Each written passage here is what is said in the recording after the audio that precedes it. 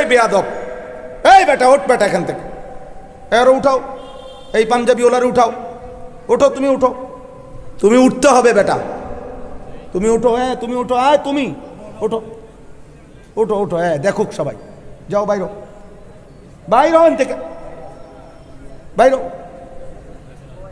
যাও বাইরো, তোমারে দেখা 1000 ছেলে শিখবে, যাও বাইরো, বাইর করে দাও, আরে হ্যাঁ যাও বাইরো, জীবনের তরে মৃত্যু পর্যন্ত মনে থাকবে। হ্যাঁ হাসতে হাসতে যাও এবার, যাও, ভাল লাগেনি মাতবর কোথাকার। হ্যাঁ একজনেই 1000 জনের জন্য সবক হবে।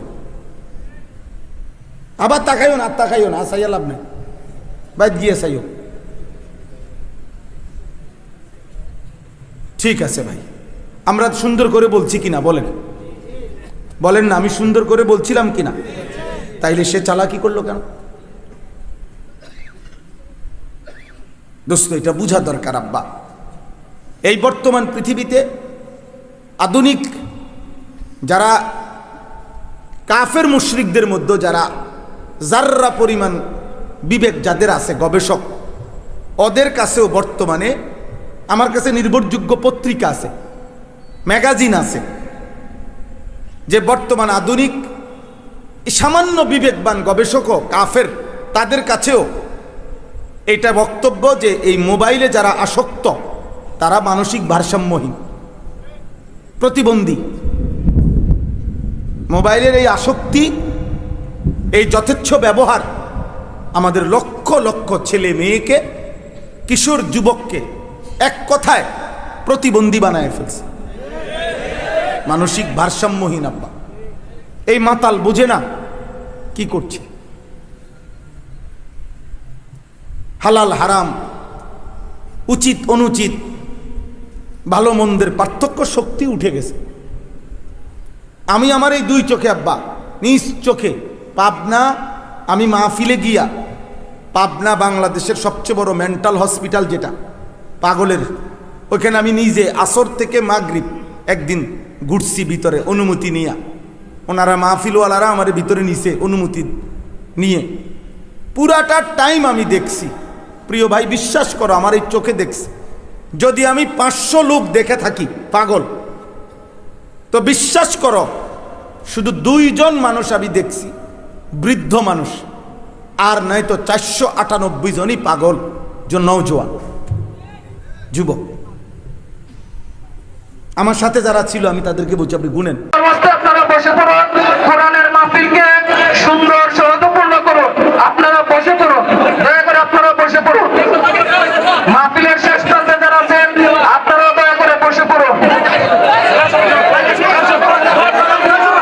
সম্মানিত উপস্থিতি, এই পর্যায়ে আপনাদের সামনে কোরআন ও হাদিসের আলোকে মূল্যবান নসিহত করবেন যাত্রাবাসা দিঘির পর যুব সমাজ ও প্রবাসীদের উদ্যোগে আজকের ইসলামী মহাসম্মেলনের সম্মানিত প্রধান অতিথি, এদেশের হাজারো যুবকের আইডল, দেশনন্দিত মুফাসসিরে কুরআন হযরতুল আল্লাহ হযরত মাওলানা মুফতি আনিসুর রহমান আশরাফী সাহেব কুমিল্লা, হযরত মাওলানা মুফতি আনিসুর রহমান আশরাফী সাহেব কুমিল্লা, হযরতের মূল্যবান নসিহত পেশ করার জন্য মাহফিল কর্তৃপক্ষের পক্ষ থেকে সবিনয় অনুরোধ জানাচ্ছি।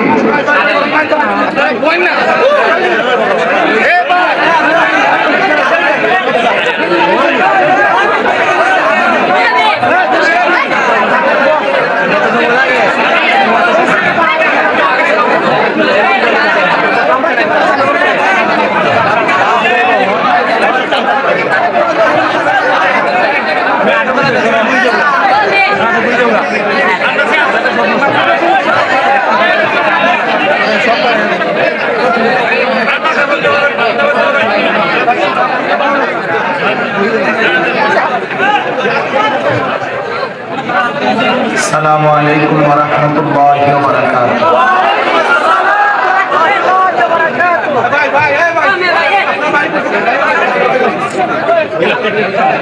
নওজোয়ান ছেলেরা, আমার একটা প্রথম কথা হচ্ছে, সবগুলো হাতে ধরা মোবাইল বন্ধ করতে হবে। আস্তে আস্তে চিল্লাও না, একদম আওয়াজ করবে না, একটা শব্দ করবে না, আমি কিন্তু তাই চুপ থাকবো। আর একটা আওয়াজ করলে তো সবাই চুপ, চিল্লাচিল্লি করে, ওয়াজ বন্ধ থাকবে। তাই আমি আসছি তো বসছি, বসে থাকবো।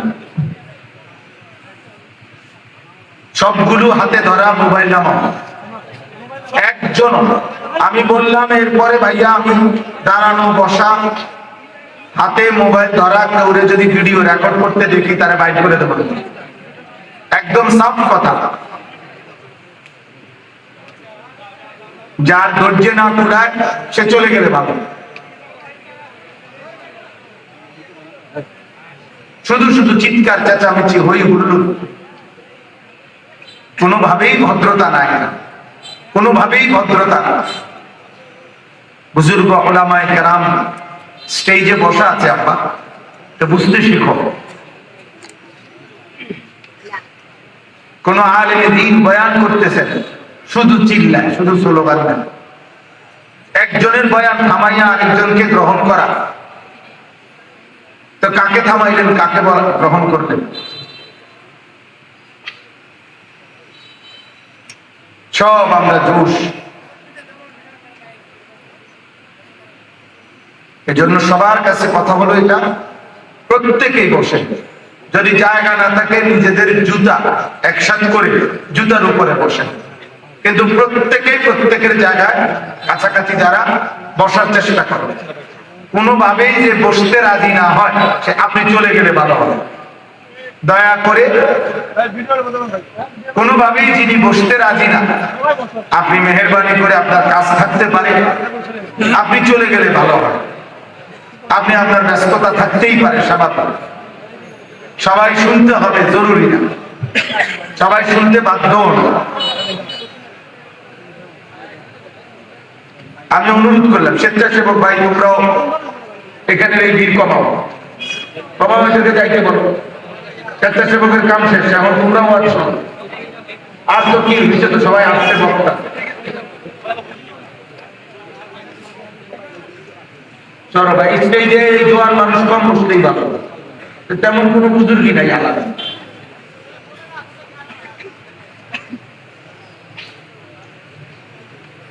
দয়া করে রাসূলুল্লাহ সাল্লাল্লাহু আলাইহি ওয়াসাল্লামের হাদিস এটা, তিনটি জিনিস। বয়স্ককে যে শ্রদ্ধা করে না, ছোটকে যে স্নেহ করে না, আলেমে দ্বীনকে যে সম্মান করে না, সে আমার উম্মতের অন্তর্ভুক্ত হবে। এটা গুরুত্বপূর্ণ বিষয় ভাই, গুরুত্বপূর্ণ বিষয়। কারো কোনো জনপ্রিয়তা দিয়ে কিচ্ছু আসে না, কিচ্ছু আসে না। আমি প্রত্যেক দিন বলি, যেই নদীতে জোয়ার আসে ওই নদীতেই ভাটা আসে। জোয়ার ভাটা একই নদী, ভিন্ন ভিন্ন নদীতে। অতএব এটা কোনো বিষয়, এটা তেমন কিছু। আমরাও ছোটবেলাতে অনেক বক্তার ওয়াজ শুনতাম, অনেক শ্রোতা, ওনাদেরই জীবিত হায়াতের পরেও দেখছি আবার অনেক শ্রোতা নাই। এটা তেমন কিছু, আহামরি কিছুই নাই। এই জন্য দোস্ত, যার যেতটুকু ধৈর্য কুলায়, প্রত্যেকের কাছে অনুরোধ, মনোযোগ দিয়ে, আন্তরিকতা নিয়ে। বুজুর্গ উলামায়ে কেরাম এখানে বসা আছেন, হুজুর সারা বাংলাদেশের মুরব্বী বসা আছেন। অতএব সবাই মিলে আমরা সফরের সাথে অল্প একটু সময়, সামান্য কিছু সময় আমরা বসার চেষ্টা করি। নওজোয়ান ভাই, তোমরাও কষ্ট করছো, আমরা জানি, মহব্বত করছো, তো এই মহব্বতের সাথে একটু সময় জমে বসে। আল্লাহ তাআলা আমাদের সবাইকে বরকত দান। আমিন। আলহামদুলিল্লাহ, আলহামদুলিল্লাহ নাহমাদুহু ওয়া নাস্তাঈনুহু ওয়া নাস্তাগফিরুহু ওয়া নু'মিনু বিহি ওয়া নাতাওয়াক্কালু আলাইহি ونعوذ بالله من شرور أنفسنا ومن سيئات أعمالنا من يهده الله فلا مضل له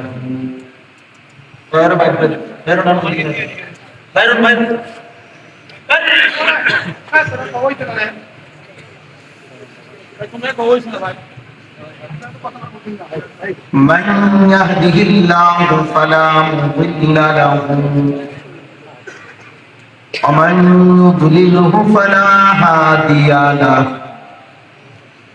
ونشهد أن لا إله إلا الله وحده لا شريك له ونشهد أن سيدنا وحبيبنا ومولانا محمدا عبده ورسوله أما بعد فأعوذ بالله من الشيطان الرجيم بسم الله الرحمن الرحيم ولئن أخرنا عنهم العذاب إلى أمة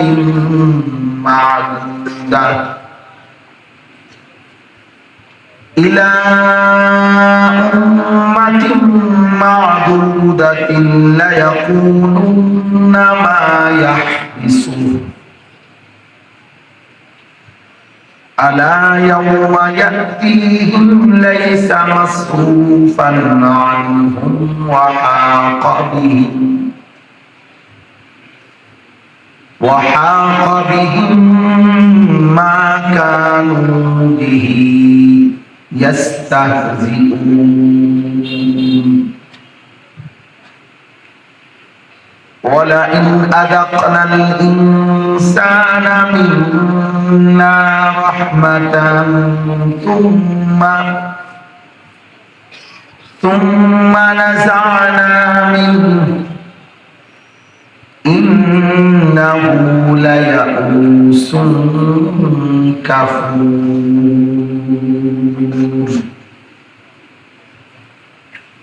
ولئن أذقناه نعماء بعد ضراء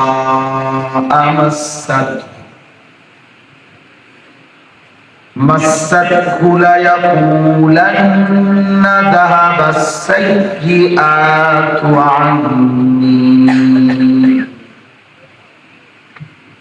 إنه لفرح فخور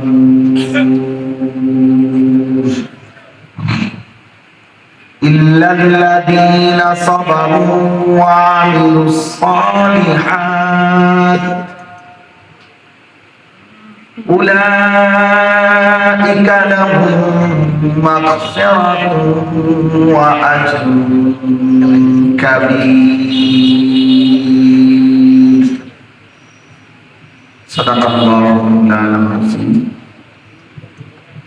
وقال نبينا صلى الله عليه وسلم والذي نفسي بيده لا يصيب المؤمن نصب ولا وصب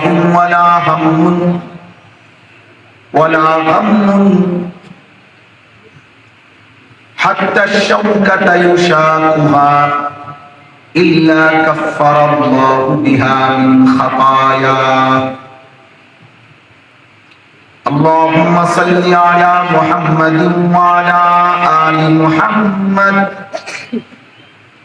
كما صليت على إبراهيم وعلى آل إبراهيم إنك حميد مجيد اللهم بارك على محمد وعلى آل محمد كما باركت على إبراهيم وعلى آل إبراهيم إنك ইন্নাকা হামিদুম মাজিদ সুবহানাকা লা ইলমা লানা ইল্লা মা 'আল্লামতানা ইন্নাকা আনতাল আলিমুল হাকীম। আলহামদুলিল্লাহ, আল্লাহ পাক রব্বুল ইজ্জত যুল জালাল ওয়াল ইকরামের ফজল কারাম, রব্বুল আলামিনের ইহসান, মেহেরবানি, দয়া, আল্লাহ তাআলা আমাদেরকে আজ 2 জুলাই 2026 রোজ বৃহস্পতিবার হবিগঞ্জ বানিয়াচং যাত্রাপাশা দিঘির পাড় যুব সমাজ ও প্রবাসীদের উদ্যোগে আজকের এই মোতাবাররার 6ষ্ঠতম ইসলামী সম্মেলনে আল্লাহ তাআলাই আমাদেরকে আসবার বসবার আল্লাহর জন্যই জমা হওয়ার তৌফিক দান করেছেন। আলহামদুলিল্লাহ। পবিত্র কোরআনুল কারীমের 12 নম্বর পারা 11 নম্বর সূরা, সূরাটির নাম হচ্ছে সূরা হুদ। এই সূরার 4টি আয়াত 8, 9, 10, 11 এই 4টি আয়াত আমি এই মুহূর্তে তেলাওয়াত করেছি। ইনশাআল্লাহ অল্প একটু সময়ে এই 4টি আয়াতকে সামনে রেখে সামান্য কয়েকটি কথা আমরা আলোচনা করতে চাই। আল্লাহ তাআলা আমাদেরকে তৌফিক দান করুন। আমিন। সূরাটির নাম হচ্ছে সূরা হুদ। একজন নবীর নাম হুদ আলাইহিস সালাম। হযরত নূহ আলাইহিস সালামের পরে নির্দিষ্ট একটি সময় পরে একটি জাতির, যেই জাতির নাম ছিল কওমে আদ, ওই জাতির নিকট আল্লাহর পক্ষ থেকে প্রেরিত যেই নবী, সেই নবীর নাম হলো হযরত হুদ আলাইহিস সালাম। কোরআনুল কারীমের মধ্যে আল্লাহ তাআলা এই জাতির ব্যাপারে উল্লেখ করেছেন যে এদের মতো জাতি, এদের মতো মানুষ সুঠাম, দীর্ঘদেহী, প্রচন্ড শক্তিশালী, মজবুত আর কাউকে পৃথিবীতে বানাবেন না। আলাম তারা কাইফা ফাআলা রাব্বুকা বিআদ ইরামা যাতিল ইমাদ আল্লাতী লাম ইখলাক মিথলুহা ফিল বিলাদ। এদের মতো আর কাউকে আল্লাহ বানাবেন না। এরকম একটি জাতি, ওই জাতির নাম ছিল কওমে আদ। ওই জাতির কাছে, ওই জাতির ধারাবাহিক নাফরমানির কারণে আল্লাহ তাআলা যে নবীকে আল্লাহর দিকে ডাকার জন্য পাঠাইছিলেন, ওনার নাম হচ্ছে হুদ আলাইহিস সালাম। তো এই সূরার মধ্যে ওই জাতি এবং হুদ আলাইহিস সালামের বিস্তারিত ঘটনা উল্লেখ আছে। কোরআনুল কারীমের মধ্যে 5 জন এমন নবীর ঘটনা আছে, যেই 5 জন নবীর কওম আল্লাহর এই জমিনে সবচেয়ে বেশি নাফরমানি করেছে,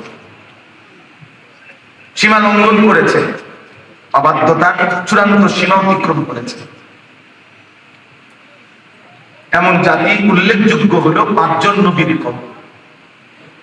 এবং বিনিময়ে এই 5 জন নবীর কওমকে, সম্প্রদায়কে আল্লাহ তাআলা চূড়ান্ত ভাবে আযাব দিয়ে একেবারে ধ্বংস করে দিয়েছে, একদম ধ্বংস করে দিয়েছে আল্লাহ তাআলা।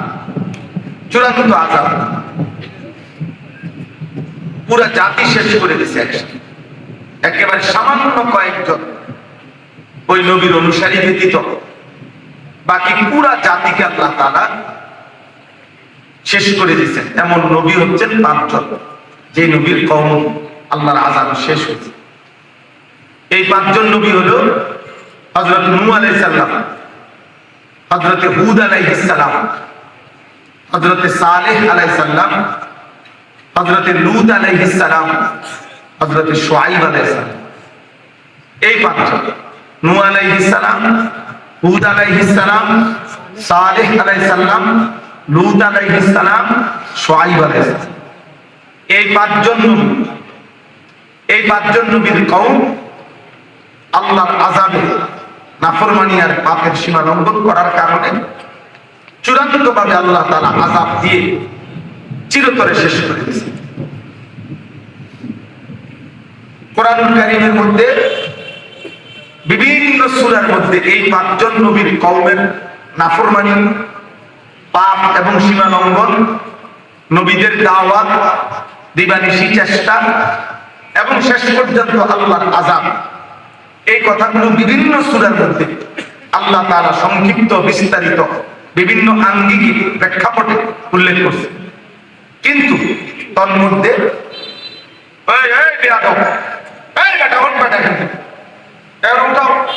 এই পাঞ্জাবি ওনার উঠাও, ওঠো তুমি উঠো, তুমি উঠতে হবে বেটা, তুমি উঠো, হ্যাঁ তুমি উঠো, হ্যাঁ তুমি ওঠো ওঠো, হ্যাঁ দেখো সব যাও বাইরে বাইরে বাইরে যাও বাইরে, তোমার দেখা 1000 ছেলে শিখবে, যাও বাইরে বাইরে করতে পারে, হ্যাঁ যাও বাইরে, জীবনের তরে মৃত্যু পর্যন্ত মনে থাকবে, হ্যাঁ হাসতে হাসতে যাবে না, যাও ভালো লাগে মাঠ করবো থাকে। হ্যাঁ একজনই 1000 জনের জন্য সবক হবে, আবার তাকে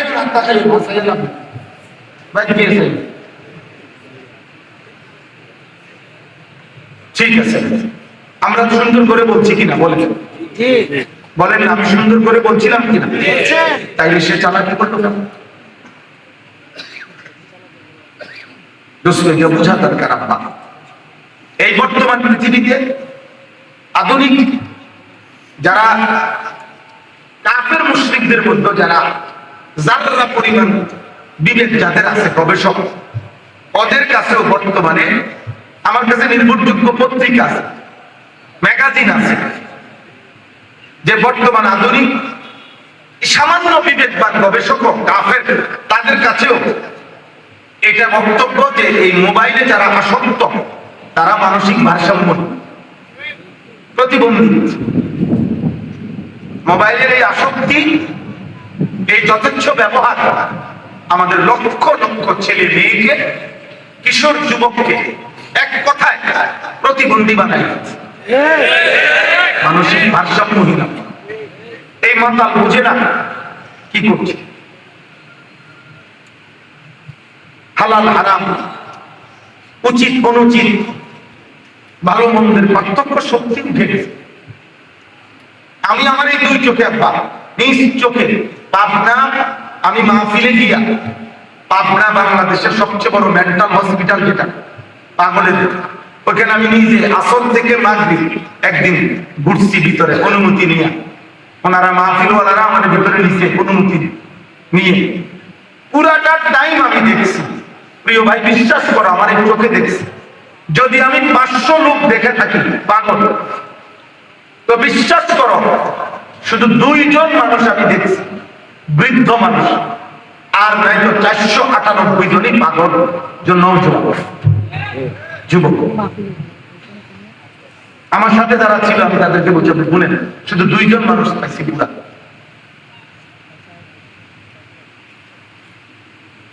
সিলেট এক মাহফিলে এক জায়গায় একজন বড় একটি প্রাইভেট মেডিকেল কলেজের হাসপাতালের মেডিকেল কলেজের চেয়ারম্যান, উনি বলছেন হুজুর আমাদের এই বৃহৎ এই হসপিটালে প্রতিদিন যে রোগীদেরকে আইসিইউতে ঢুকানো হয়, মানে সবচেয়ে মারাত্মক রোগীকে আইসিইউতে ঢুকায়, প্রতিদিন যে রোগীদেরকে আইসিইউতে ঢুকানো হয় তন্মধ্যে সিংহভাগ 3 ভাগের 2 ভাগই হচ্ছে যুবক। প্রতিমধ্যে এমন অ্যাক্সিডেন্ট, যে অ্যাক্সিডেন্ট করে মোটরসাইকেল বা বিভিন্ন ভাবে, যার দ্বারা আইসিইউতে না ঢুকাই আর উপায় থাকে, এবং বারবারই অধিকাংশ লাশই বের হয়। তোমরা কোনোভাবে বুঝতে চাচ্ছ না আব্বা, মোবাইল তোমার পাগল বানাই দিচ্ছে। একদিন থামবা, আজ না হোক কাল, হয় তুমি থেমে যাবা, নয় আল্লাহ ফয়সালা তোমার থামাই দিবে। থামতে তোমাকে হবেই বাবা, আজ হয়তো কষ্ট লাগবে, আমরা বলাতে একদিন তুমি থামবা, একদিন মনে পড়বে এই ঘন্টা, এই মিনিট, এই সেকেন্ড গুলো অনাদরে অবহেলায় মোবাইল টিপতে টিপতে, নারী দেখতে দেখতে, ফালতু ছবি দেখতে দেখতে, বেহুদা, একদিন মনে পড়বে আহা আমার হায়াতের কত লম্বা সময় আমি শেষ করে দিয়েছি, আমি কত লম্বা শেষ করে দিয়েছি। আরবি ভাষার বিখ্যাত কবিতার লাইন এটা, ফায়া লাইতা শাবাবা ইয়াউদ, হায় বৃদ্ধ বয়সে মানুষ আফসোস করে আর বলে হায় একদিনের জন্য, ইয়াউমান একদিনের জন্য যদি হায় আমার যৌবন আবার ফিরে আসে, যৌবন আমার ফিরে আসে, একদিন এই সময়ের জন্য আফসোস করতে হবে। নবী সাল্লাল্লাহু আলাইহি ওয়াসাল্লাম বলেছেন প্রত্যেককে কিয়ামতের দিন আল্লাহ তাআলা যৌবনের ব্যাপারে জিজ্ঞেস করবেন, ওয়া আন শাবাবিহি ফীমা আবলাহ, আমার বান্দা আমার দেওয়া যৌবন তুমি কোথায় ব্যয় করেছো?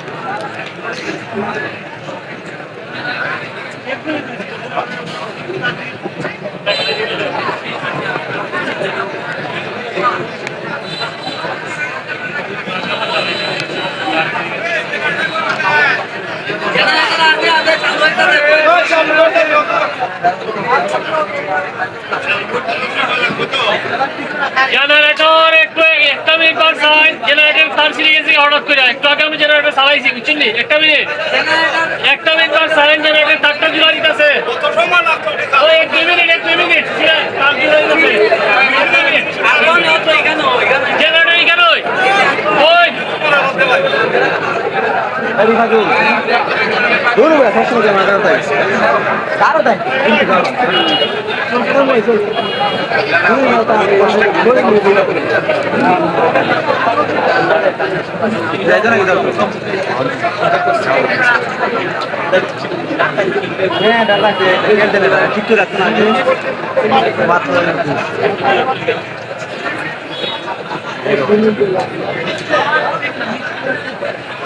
ভাই বই না ফেরা বই তারা ওরা করলে হুজুর অনেক কষ্ট করে আইছে, আমরা অনেক কষ্ট করে আইসে কাজ ওই যে কি করতেছে হঠাৎ করে তার শুকিয়ে গেছে।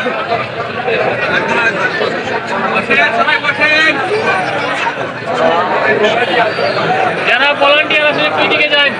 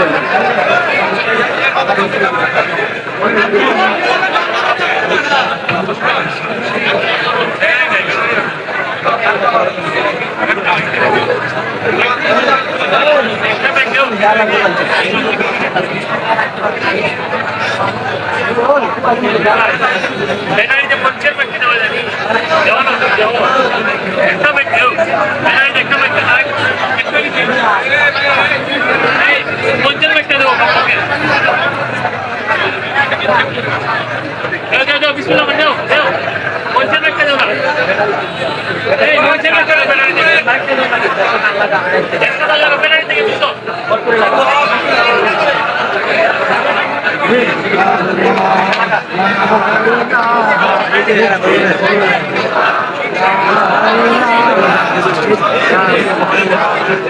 you.